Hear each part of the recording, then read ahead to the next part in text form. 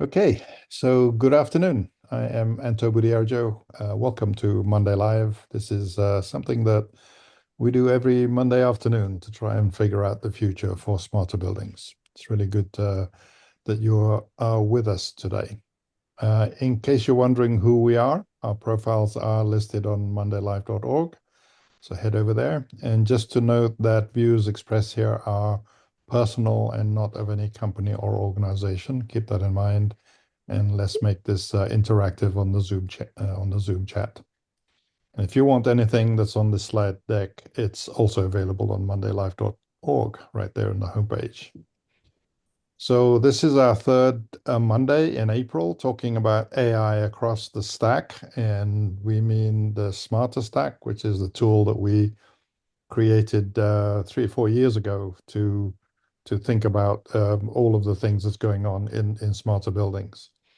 And so today we're going to do our normal news and trends, and then we'll talk about AI across the stack, focusing on the upper layers, the top two layers, the purpose and operations layer, and have a discussion on that. So I think this is going to be a really good, interesting conversation. Before we get into that, I'm going to hand it over to Ken Sinclair. What's going on, Ken? As always, Anto, lots. Up in the top left-hand corner there, if you don't own your AI in your cloud and start training your own models, somebody else will. I think that's a clear message to us all, and especially automated buildings hears that as we have a lot of data, and we're now trying to figure out the best way to do that. That actually, if you click on that, it links to one of our contributing editors. Yeah, and there's just basically good chitter chatter about all of these agents and how they're interacting and how we're using them. The one below that is why AI needs to stop guessing and start reading the knowledge graphs. I think the knowledge graphs are the commonality that we're going to all come to the conclusion, and also going to be able to evaluate how effective AI can be in basically dealing with knowledge graphs, because as the article indicates and what last week indicated is knowledge graphs have the ability to greatly amplify the assets of a building into a lot of information, probably more information than we could possibly deal with, but not more than AI could deal with. That article is getting a good read. Well done. One below is one from Kimon. Buildings should not have to be solved, like crimes. And what he's pointing out is there's all this information, but you actually have to pin it all to the wall to try and see what's going on simultaneously. And again, I think probably knowledge graphs are going to be a part of that solution. And he does a great article there showing how we can do a better job of just reporting fire and all the people that have to be taken into that loop. The one under that is unlocking the potential of control points in BAS. That's done by our contributing editor, Thomas. It's another great article just talking about what's really happening. We kind of get buried in our focus on Monday Live here, and we get into some very complex details and how we see the future unrolling. There seems to be a great benefit in just an article like that, because automated building people are more interested in what should I do with all these control points I have connected to my system, and that article helped them a lot. So I think as we write deeper, I think we should think a little bit more about writing shallower, or alternately writing that interface between your complex article and the general public, because there's just so much information out there. It needs a simple approach so people can say, okay, how do I unlock these control points I have?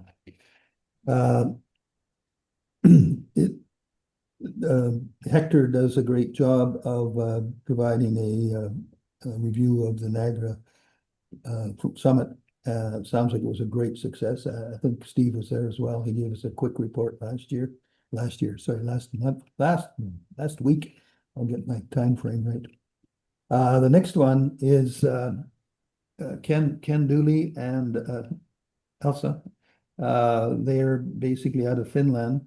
I was over and I spoke on a panel with Ken. He was working for somebody there, and now he's actually a professor at the university. And they've written this book, and they're talking about the in-betweeners. And another word that comes out of there is bridgers. And I think we all are bridgers. We are people who are trying to create a technical bridge or a literary bridge probably is a better words, a literary bridge between how we sort of see all of these technologies turning into realities. And that's an important task I think we all have is when we're talking about what we're doing, we have to talk both sides of the equation. We have to talk about the technical pieces and we have to talk about uh, you know, so that people on the street can understand what it is we're actually doing, why open is important, and all these things that we've accepted as the way it's done. And again, the importance of the duocracy, I think, is something we all have to keep echoing and explaining to lay people what a duocracy looks like. What else? We're a media sponsor of a show in Singapore. It's called the AI is Driving the Future of Industrial Operation and Supply Chain. And then there's another one in Bangalore, and that's AI is Driving the Future of Industrial Operations and Supply Chain. That's by the same company. And if let us know if you've got any sessions that are going on that you'd like to let the world know about. We're usually pleased to be a media sponsor. It's a good place for us, and it allows all of our information that we're assembling to be taken to these conferences. We're becoming very global. So back to you, Anto. Great. Thank you. Thank you, Ken, for the update. Rick, is there much going on as far as an update? Not a lot of update, but there's a lot going on. And,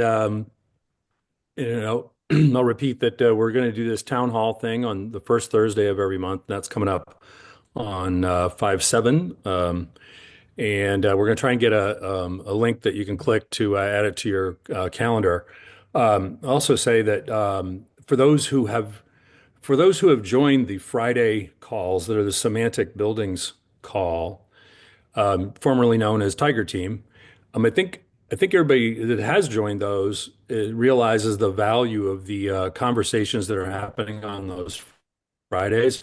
So I wanted to just kind of bring that back there and highlight it. Over the last couple of weeks, there was a presentation from, well, it's become international. So there was a German talking about KNX 2 weeks ago.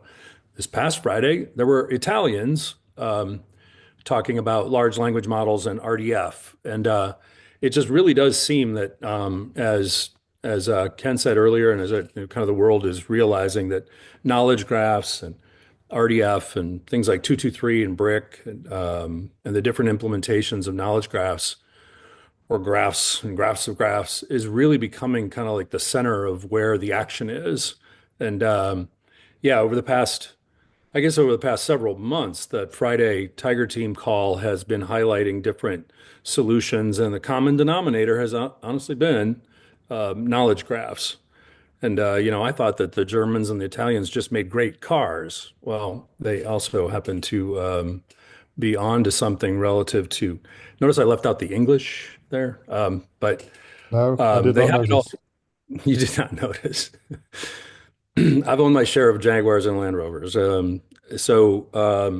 But they also are onto something relative to knowledge graphs and their how they are becoming the effective way to have interoperability move forward. So if you're a member of C4SB, if you're joining these different calls, you can also get access to the recordings from these different meetings, and those I think are going to turn out to be really interesting references for how the industry is moving forward. So that's my update. Thank you. Rick, on what open controls IG? What does the IG stand for? Oh, great question. Interest group. Oh, an interest group, okay. All right. yeah, so I got it's a the little W as a working group, but I didn't get what an IG is, an interest group. Tell us what an interest group is. so it's a little bit broader than just a single working group or a single project, and that we want to bring attention and discussion around the idea of controls in general, and then people have specific things like the 231 sequences or a new thing that we're calling a open sequence open sequences language. There's a group that's working on a way to describe sequences in a even more broad, um, more standard way.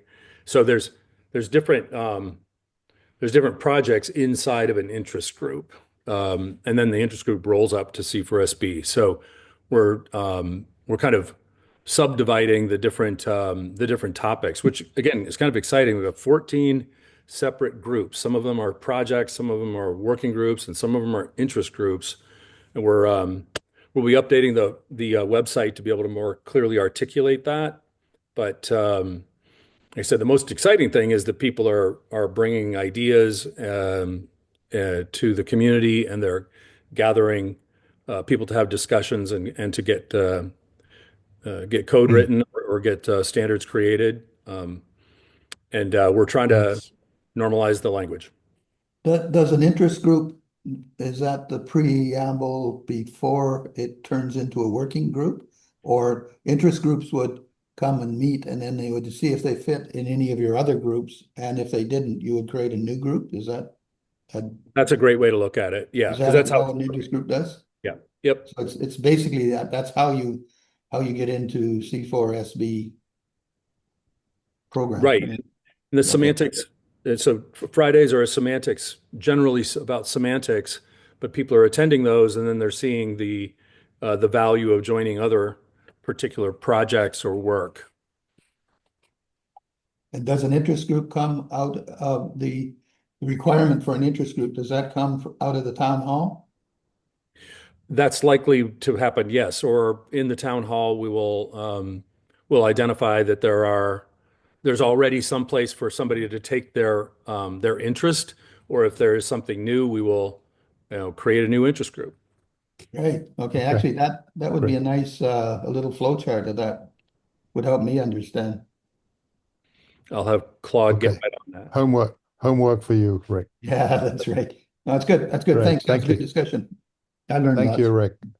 Rick. Mike Bodinero has asked for a bit of time to talk about what's going on in DC in a couple of weeks. So, Mike, Next week. It's still part of your next week. AI month. Very glad that it fit in with your AI month. We have a global summit about repeatable success stories. And as part of that summit, we have an AI and federal asset management summit, a day on Wednesday, 29 April at the Rayburn House office building on Capitol Hill. And we've got speakers from the U.S. Government Accountability Office, the National Institute of Building Sciences, and most importantly, National Institute of Standard and Technology, where Paris 2 will be presenting on the work that has been shown here at Monday Live with the C4SB group and the overlap members with the Asset Leadership Network. And thank you for giving me a little time to ask everyone to click on the link or email me, and I still have some time space for speakers. So if there's some burning issue and you will be in DC, please talk to me. I just sent my email address there. But the thing that I like about this group is you're all so well connected. I know you all know at least one or two people in the DC area. And I promise you, the 29th is going to be groundbreaking in terms of publicly stating what this group has been doing and making it available to the federal government. So hopefully other agencies pick up on what NIST is doing and starts applying what you're talking about in real action. So thanks for giving me time to promote that. Can you? Thank you, Mike. And Yeah. Can you share that somewhere where we can reshare it? Maybe. I will ask actually Kimon to make a post because he's already got a big following, and that might help generate some. I can write up the base language for Kimon and he can put that up.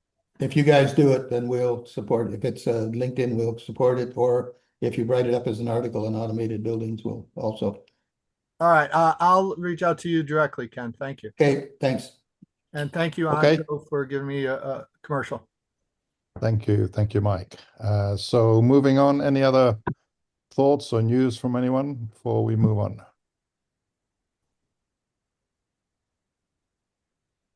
Hearing none, so let us just move on. So we're talking about AI across the stack, meaning the smarter stack. So this is our third week. Just a reminder, just in case anybody doesn't know what the smarter stack is, because it is something that we actually created 3-4 years ago. This is the smarter stack, and you can actually get to see the smarter stack and actually build your own stack, as it were, using the smarter stack as a backdrop at this URL, stack.mondaylive.org. So head over there if you're intrigued. In the first week, we talked about generally how AI relates to this, and I think there were sort of two conceptual views that sort of came out of that discussion. One is that AI could be seen as being almost the brain of the whole body of the building, which is depicted like this, which is one way of looking at it. There's another way of looking at it where AI is doing something at every layer of the stack, which is probably closer to reality in my opinion, but I think there's a bit of both. So that's kind of the framing that we started with at the beginning of the month. Last week, we spent quite a bit of time, or Kimon spent quite a bit of time explaining how the knowledge graph works at specifically the PAE building that he was speaking to. And this is really sort of, we were focused on the lower levels last week, so the physical and the systems layers of the smarter stack. So the whole rationale for doing that is the knowledge graphs is in many ways how we extract data, how we extract information from those lower layers and feed it up to systems and applications that are sort of further up. So that was the discussion last week. And so what we want to do is that today is look at it the other way around, from the top. And unfortunately, we don't have any slides or anything, so this is all just going to be us talking about it, which I'm really looking forward to. So I'm going to stop the share and put it on the table to chat about.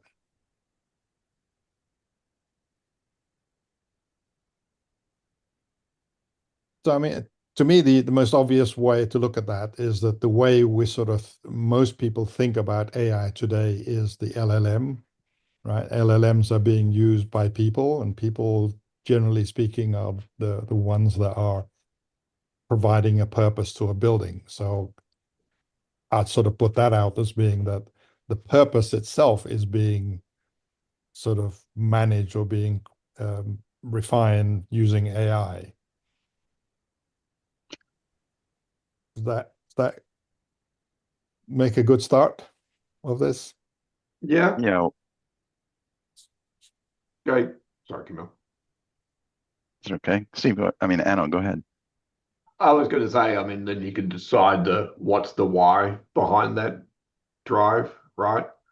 And to give you one use case example from my industry and what we do, a big challenge we have is getting enough subject matter experts, technicians, trained technicians in the space.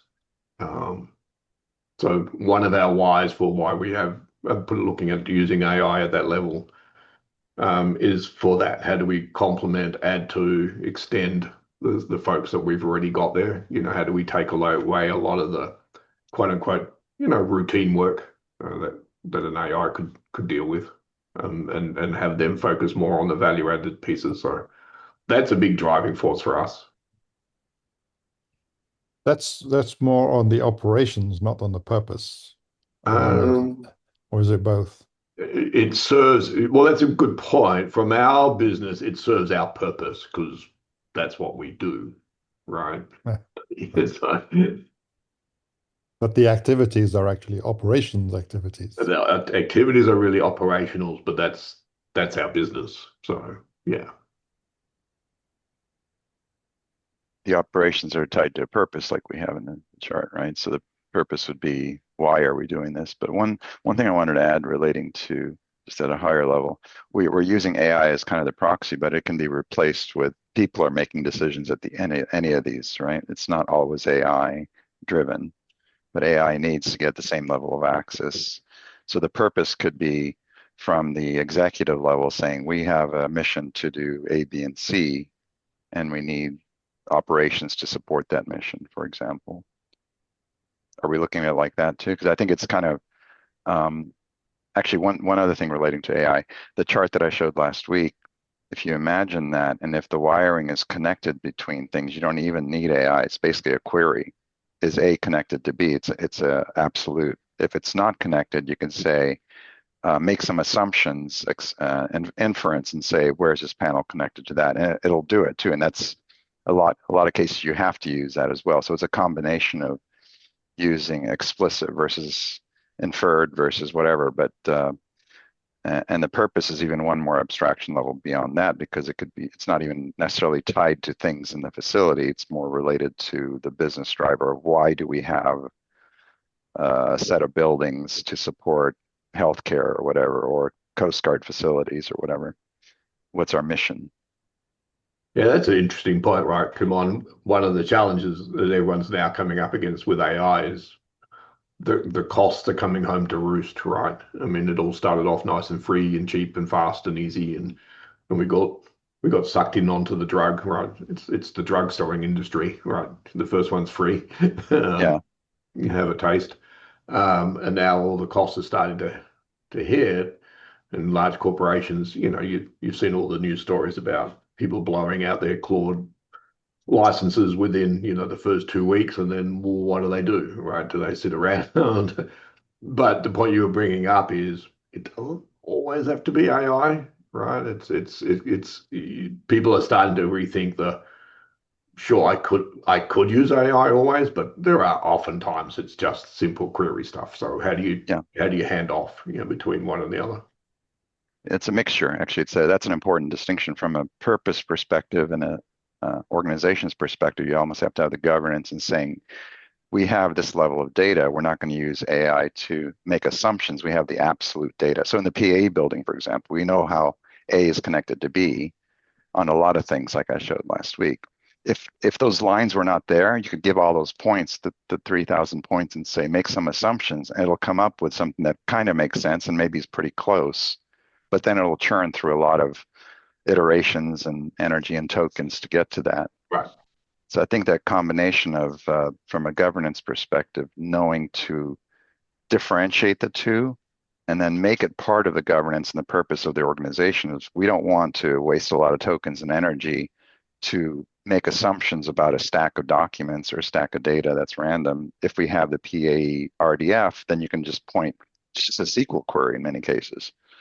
How is A connected to B connected to C is just a SQL query. It has nothing to do with AI. And then you put AI on top of that and say, make some assumptions based on that to reduce my risk for the purpose that I have I keep on going back to the Coast Guard. What our mission is for the Coast Guard, to protect the coast. I mean, there's a lot of other things that relate right back to the building and the asset and the purpose of that thing in the building.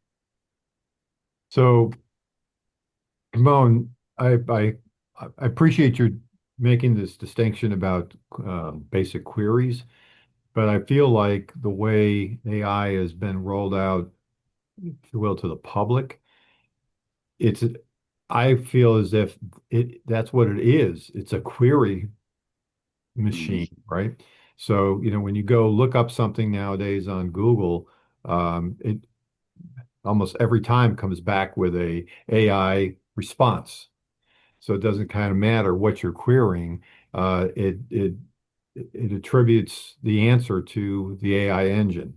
So do you think the distinction is being so, I guess, covered up to the point where by default a query is going to be understood to be AI based, regardless what we would like to think otherwise, or that is whether it's needed or not. It just seems like we're moving in a direction where that's the default mechanism for handling any query. Yeah.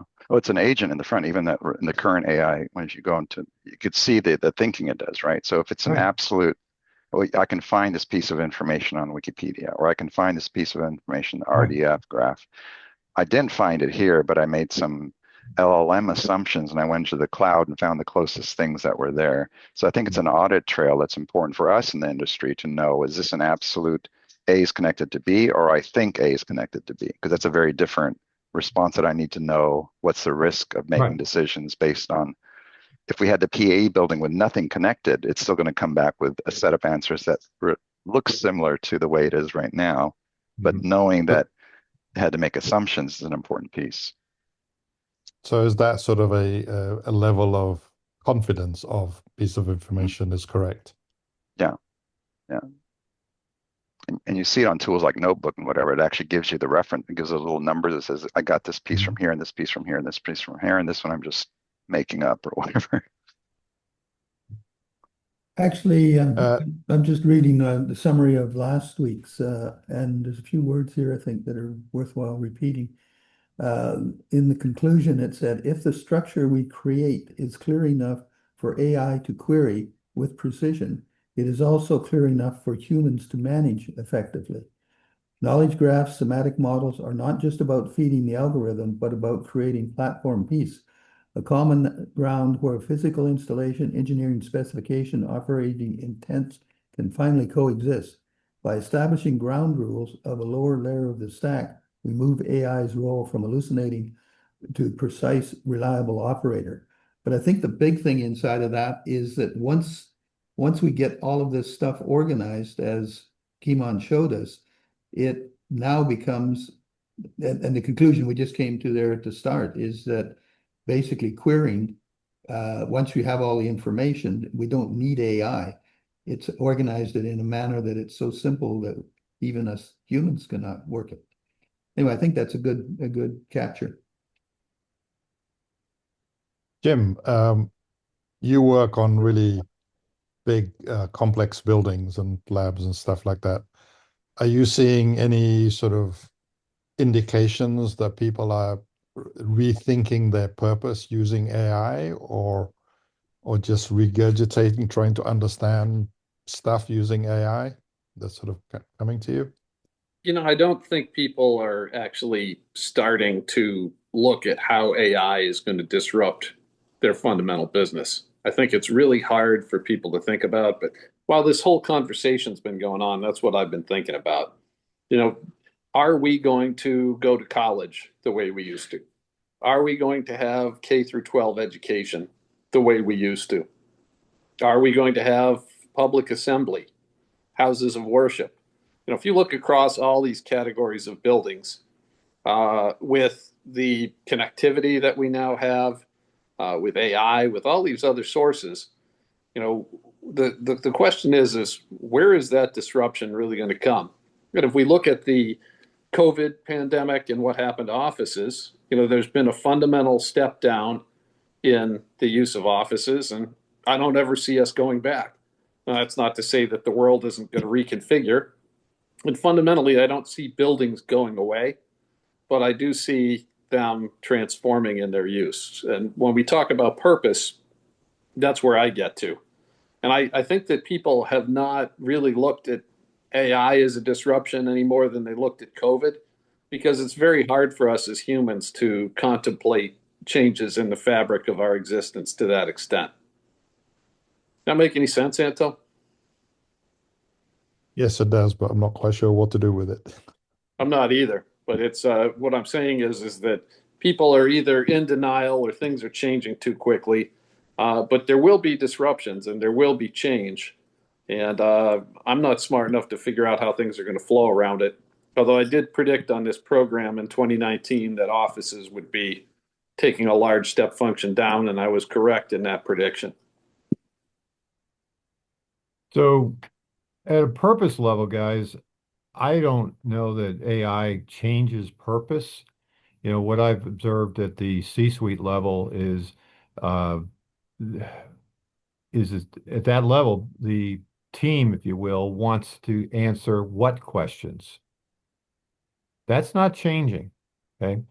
And where AI, to my mind, becomes potentially a very good tool or an improved tool for dealing with the what questions, particularly through its, as it learns more about how buildings are intended to operate, how they do operate, um, the ability for CFO or CEO, for that matter, to get a quick answer to one of their, never-ending what questions, uh, is I think AI is going to be a great facilitator towards that, uh, and that's where I see it. So I don't see a fundamental change of purpose, but what I do see is improving the ability for those answers to, because what happens now? The answer is delegated, or the question is delegated to someone on the staff. Come back with the answer to this, right? And to try to do something in the moment while you're in the midst of the meeting when the question is being asked is rarely a possibility. And to the degree that we could accelerate that information flow through AI, I think is a worthwhile aspiration. Um, so that's my thinking in terms of where the purpose isn't changing, but how you fulfill the purpose could be significantly improved through AI. It forces a question. The CEO is saying, I want to ask AI how my facilities are doing. What do you mean I don't have access to my facility data? Oh, you have to do a report? Oh, we could do an annual data call once a year and get people to scurry around and find the information. And Right. then it's outdated the minute you print it.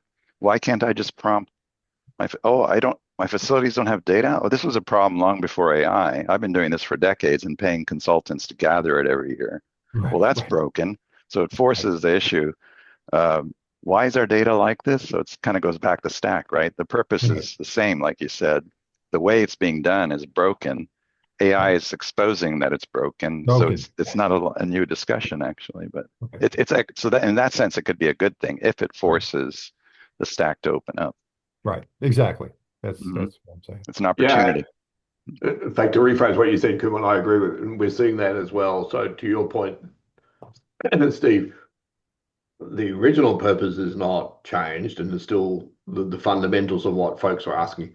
What we do find is they are asking questions we probably haven't even thought of in the past, right? Because all your typical user research and all that sort of phases never really exposes that. And now we're finding that by going to Kimon's point through the prompt mechanism, two things happen.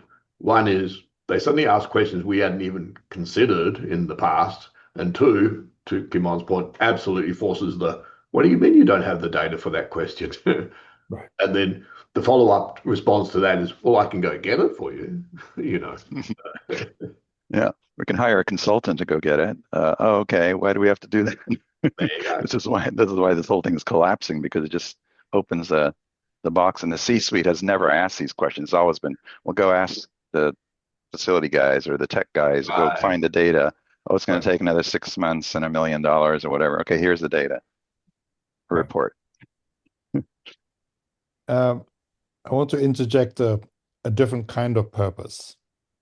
And I'm going to tap into an email chain that's going on amongst most of us on the panel here.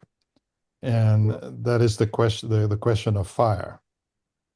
So every building has to have some kind of fire management system. So it is part of the purpose, right? It's not the purpose of being a school or being a hospital. It is the purpose of keeping people safe, right? And there is obviously an operation related to that of actually putting out the fire. So how does that play into all of this? Because I'm not sure we've sort of thought about something like that, a very specific, not small, but a very specific purpose in a holistic way. Can we get anything out of this thought process if we think about? Yeah, I would say from my perspective, there's two aspects of the fire use case. One is, alarms, triggering alerts, triggering, systems and stuff. I'm not sure I ever want to put AI in the middle of that per se. But the other one, which is more interesting to me, is the analytics of what's going on. How many alarms do I getting? What sensors are causing more problems than other sensors? How many of those have been false alarms? So trying to do more analysis of what's going on and why it's going on, as opposed to the actual controls piece. In real time. Yeah, close enough to Presumably. real time, yeah. I think it's even more fundamental, and that's important too, to not let AI take over controls of that. But the fire scenario is even more fundamental. It doesn't even have to do with AI. It's again the same story. And we've been working on this for a while. Fire department walks into a building, they reverse engineer the building while they're walking to the building to figure out where the risks are. Yet there's all this advanced BIM and digital twin chatter out there that's not accessible, and nothing's changed. So they put their lives on the line to go save the occupants in the building that you as the owner paid to put together, but don't have a good access to your own data to be able to give the fire department, say, somebody might die if they go on the roof because the structure can't hold up after 20 minutes. So it's nothing to do with 3D or detail AI or anything. It's basic data is fundamentally missing, which AI could surface and say, what do you mean I can't ask the building when's it going to fail when there's a fire for 20 minutes? Because we don't know what the building is doing. And at the base level of this pyramid is if we do nothing else but protect human lives, regardless of the business, regardless of profits, regardless of anything else, that building has failed in my sense. And it's a standard of care disruption that has been there forever. And AI could help surface that discussion. I'm hoping that forces the issue. If AI can do this stuff, yet we as humans can't give good information to it, yeah, it's going to hallucinate and say, yeah, that building's safe, send the fire department in. And that's a risk I think that none of us can afford to keep on building on top of, and AI could force it open, I think. And fire is probably not the only sort of one of these sort of specific purpose thing that happens in buildings. I mean, things like obviously lighting and HVAC itself is a purpose of a very specific purpose to do something. But the underlying data is the same. I need to protect the building. I need to manage the air handling unit in the building. I need to make sure it's not failing. I need to make sure it's not killing people. I need to make sure the floor is safe. I mean, it's you basically switch the user story. It's the same underlying structure, which is the opportunity again. As we get this data surfaced, then AI could use it, fire department use it, we can use it. There's the same data and the same structure of data. Mm-hmm. Actually, with that kind of information, you could see that whole scenario evolving to sort of, if you take it to something like sail racing, where the captain is basically would be the chief, the fire chief, but he always has his tactician who is providing information. And when they appear on the site, what he should be doing is doing his overall steering the course, and the tactician should be plucking what information he has for the building and start feeding that to the captain so he can do a better job. That same scenario. And AI would be incredibly valuable in putting together all of that tactitional information, and also be useful to a person who was used to working in that language, so he could actually get that information quickly and convert it into very useful information for the fire chief to basically take on his project.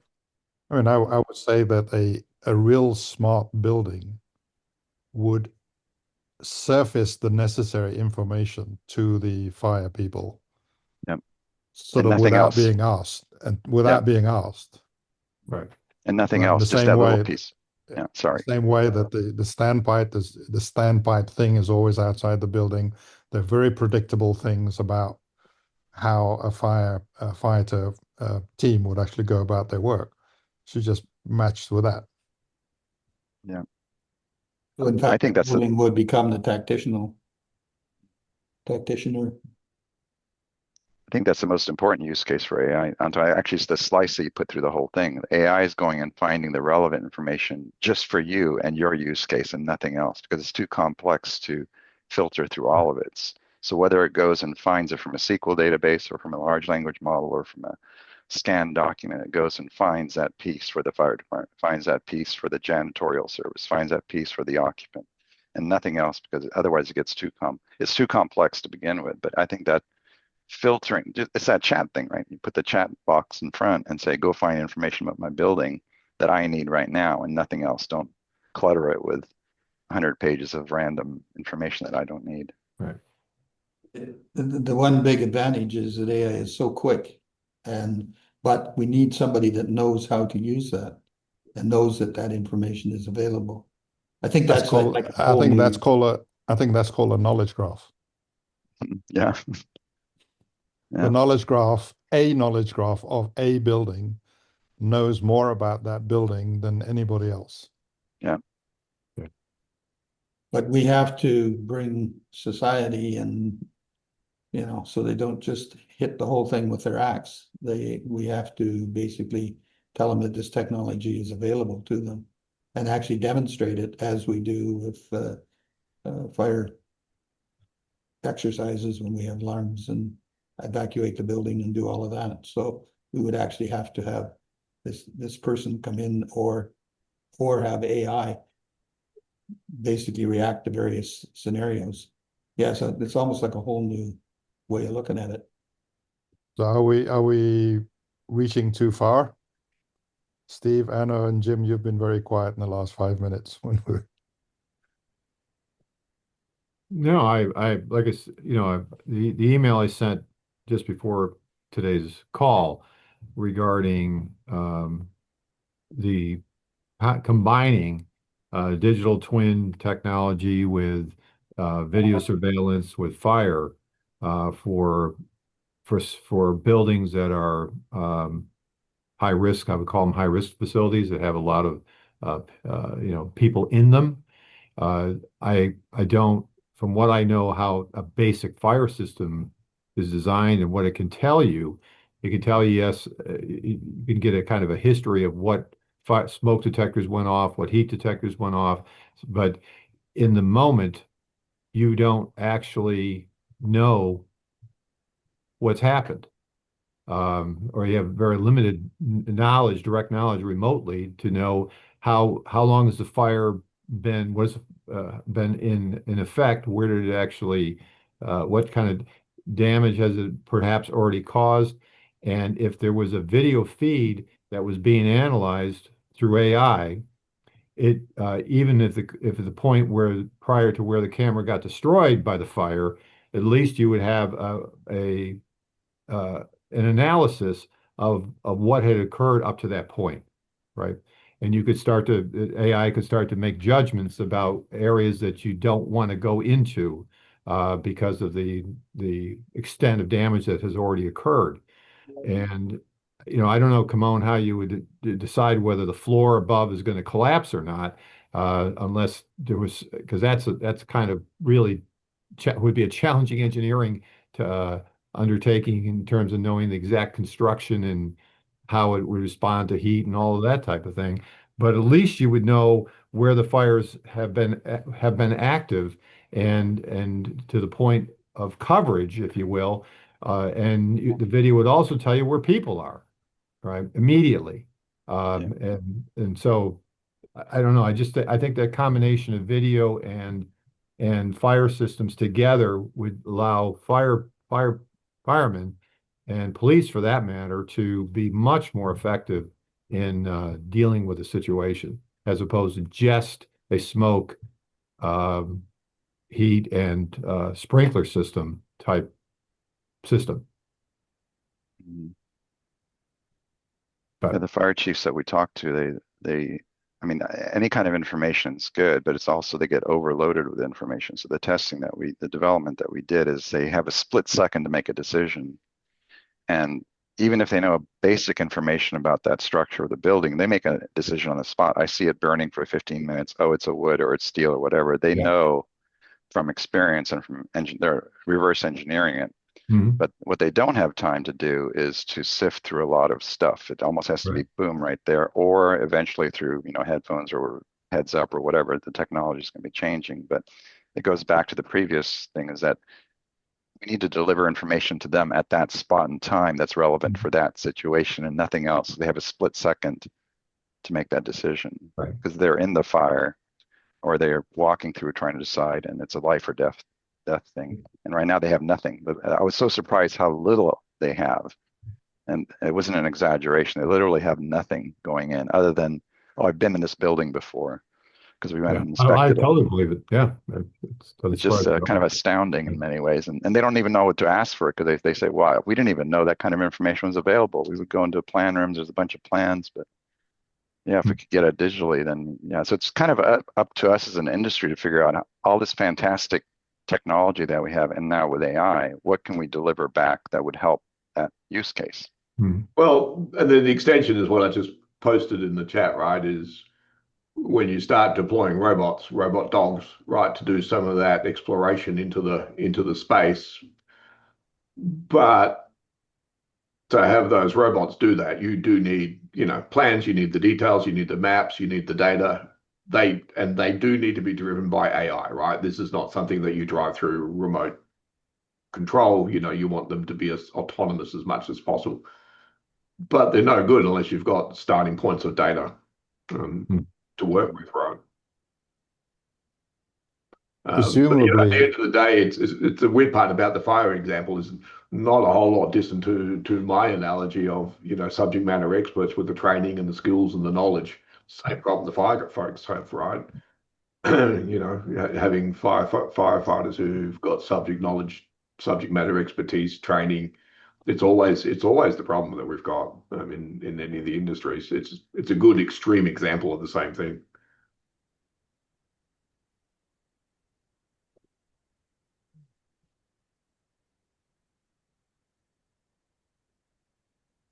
okay. So what else on the upper layers?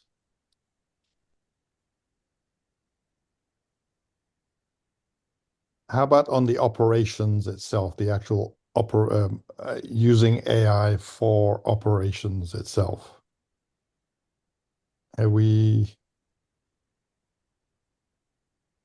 discussed that enough? Is there more there? No, I think that there's a lot there, and that there's no reason that AI can't look at a lot of organizational information and derive scheduling, hours of operation,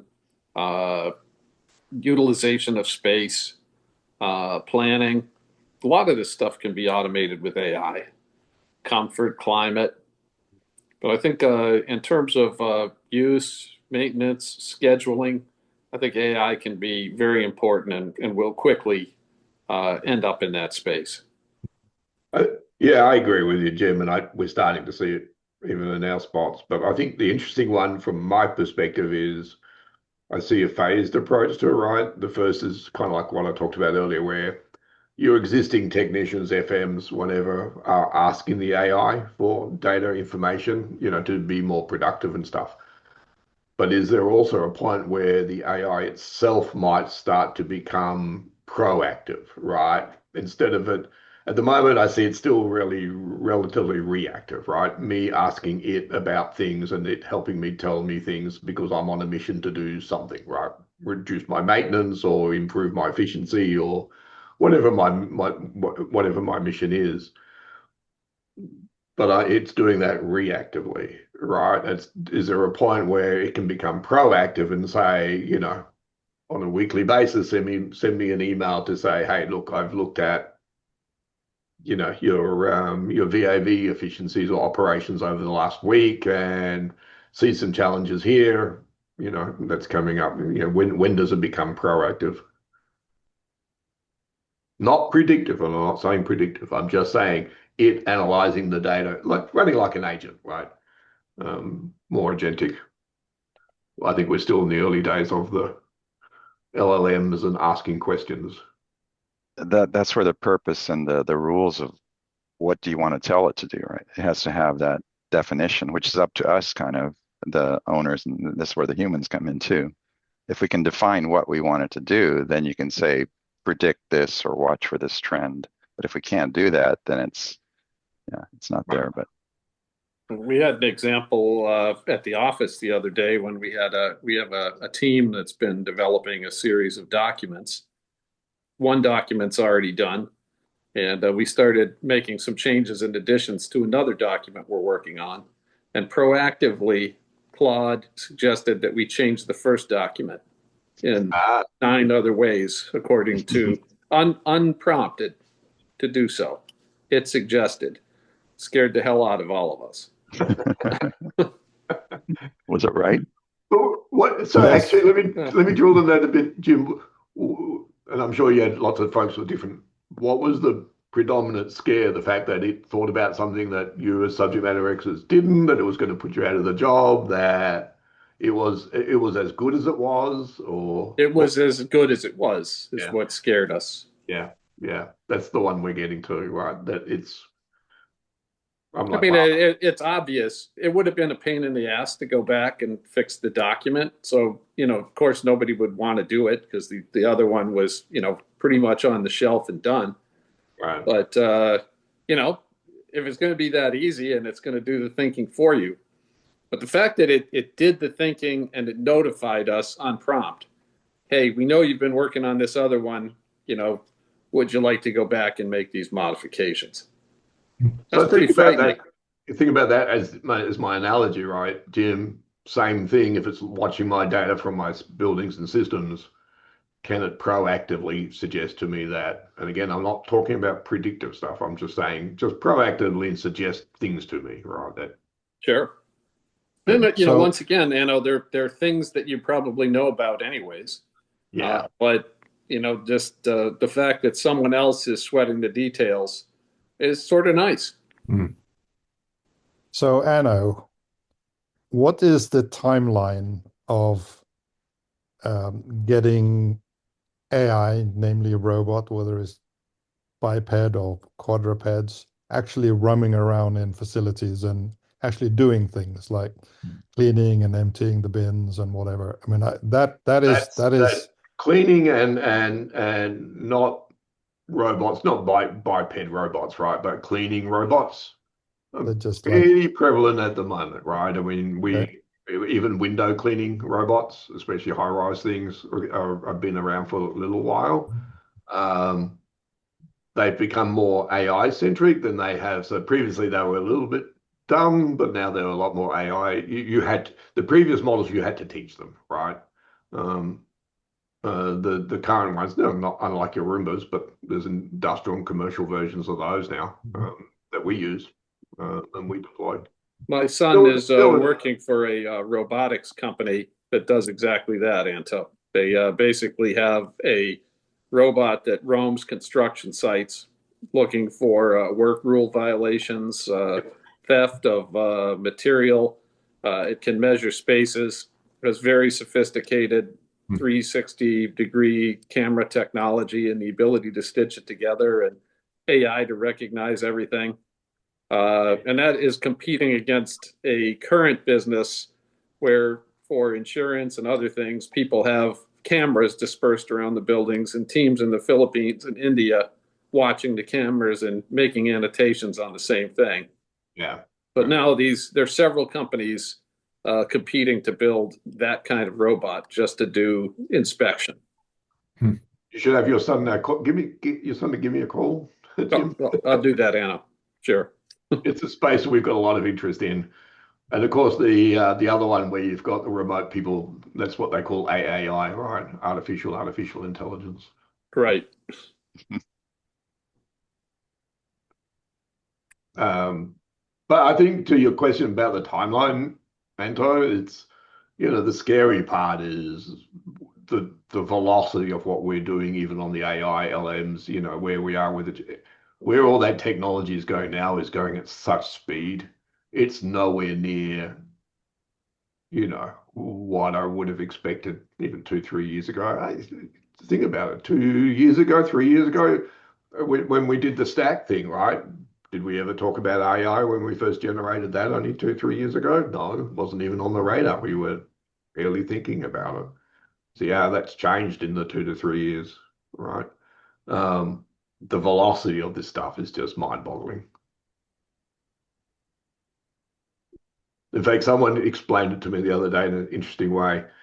You know, back in the day, when we changed from, simple things, right, from faxes to email, or from, email to cloud, email to Teams, type of thing. The overlap between the old technology and the new technology was significant enough that you had time to learn it and get used to it and adapt to it and make the changes and stuff. This stuff's changing so fast, it's hard just to keep up with what the changes are and how do you adapt to the thing. Do you think we'll ever get to a point where most buildings, and I'm talking about office buildings and those types of things, just don't have any humans in them at all? And In you don't need a building. normal. Then you don't need Well, no, to operate it. Ah, It's just Right. Yeah, I can see it. I mean, like I said, we're already actively working with robotics as much as possible, right? And where we can. Remote, of course, is a part of that equation as well. How much can we do remotely, not as well, which is just another, which has been around for a while, but how do you now use AI remotely, right? Yeah, I mean, if you haven't watched all the robotics in China and all the robot conferences that they have where they do, cleaning and ironing and helping with, retired folks and stuff, it's moving at pace. Yeah, I just saw one win a half marathon. Oh, okay. Wow. Right. Although I couldn't quite figure out why a robot would need to go on a marathon, but never mind. Right. Yeah. To beat the humans. Right. Well, that's easy. Although one of them stumbled and fell and crashed at the start line. I don't know if you saw that in the same race. It basically fell and just started flaring around, and the whole thing kind of exploded to pieces. So, Ken, have we talked about the upper layers enough, you think? Yeah, I think so. I'm not sure we've added too much clarity to it, but I think bringing it back to the stack is always a good exercise, and it does need structure, and AI actually recognizes that there is value in basically putting this into bins to approach. So yeah, I think we're moving there. To me, the big thing is as we get organized for AI to do an effective job and get stop hallucinating, I think what really happens is we stop hallucinating. Like we had unclear thoughts about what it was we were doing, and the process. I find that when I work with AI, it tends to help me get my thoughts organized, and sometimes it even organizes my thoughts. And I say, yeah, that's what I wanted to say. And I think that's an important thing. It's teaching us all the time to be better people. I think that's a good place to end the show. Right. So thank you all. Thanks everyone in the audience, and we'll get the video up. And we'll see you next week. Okay. I strive to be as good as my digital twin. All right, Ken. Bye. Thanks all. Bye all.